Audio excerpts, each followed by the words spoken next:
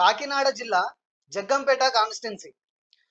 ఇక్కడ 2014లో వైసీపీ నుంచి జ్యోతుల నెహ్రూ గారు, టీడీపీ అభ్యర్థి అయిన విష్ణు సత్య మార్తాండ గారి మీద 15,932 ఓట్ల మెజారిటీతో గెలవడం జరిగింది. ఫైనల్ గా ఇక్కడ ఈ జగ్గంపేట సీట్ ని వైఎస్ఆర్సీపీ కైవసం చేసుకోవడం జరిగింది.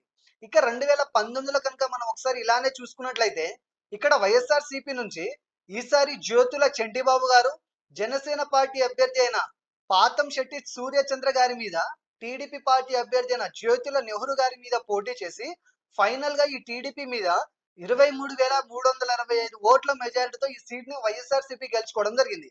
ఇక ఈ 2024లో ప్రస్తుత పరిస్థితిని కనుక మనం చూసుకున్నట్లయితే ఈసారి టీడీపీ, జనసేన, బీజేపీ కూటమి అభ్యర్థిగా టీడీపీ నుంచి మరలా జ్యోతుల నెహ్రూ గారే పోటీ చేయడం జరుగుతుంది.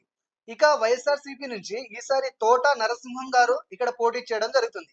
ఈసారి వీరిద్దరి మధ్య జరిగే ఈ హోరాహోరీ పోరులో ఏ అభ్యర్థి గెలుస్తారో తెలుసుకోవాలంటే మనం ఒకసారి 2019లో టీడీపీ, జనసేన, వైసీపీకి పోలైన ఓట్ల సంఖ్యని మనం క్షుణ్ణంగా గమనిస్తే మనకు ఒక అంచనా వస్తుంది. 2019లో ఇక్కడ విడివిడిగా టీడీపీకి, జనసేనకి పోలైన ఓట్ల శాతాన్ని ఒకసారి కనుక మనం కలిపి చూసుకున్నట్లయితే సుమారుగా 80,000 పైచిలకు ఓట్లు ఈ రెండు పార్టీలు కలిసి గెలుచుకోగలిగాయి. ఇక్కడ వైసీపీకి 93,000 ఓట్లు రావడం జరిగింది.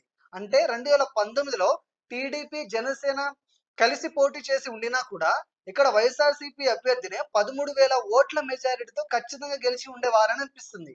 ఇక ఇప్పటి విషయానికి వస్తే ఈసారి ఇక్కడ గెలుపు ఎవరిదనంటే దీనికి సమాధానంగా ఆ టైంలో ఈ రెండు పార్టీలు విడివిడిగా పోలైన ఇదే ఓట్ల శాతం ఈసారి కూడా చెక్కు చెదరకుండా ఇదే విధంగా ఇప్పుడు కూడా రిపీట్ అయితే ఖచ్చితంగా మంచి మెజారిటీతో ఈ జగ్గంపేట సీట్ ని వైఎస్ఆర్సీపీ అభ్యర్థి గెలుచుకునే అవకాశం ఎక్కువగా ఉంది.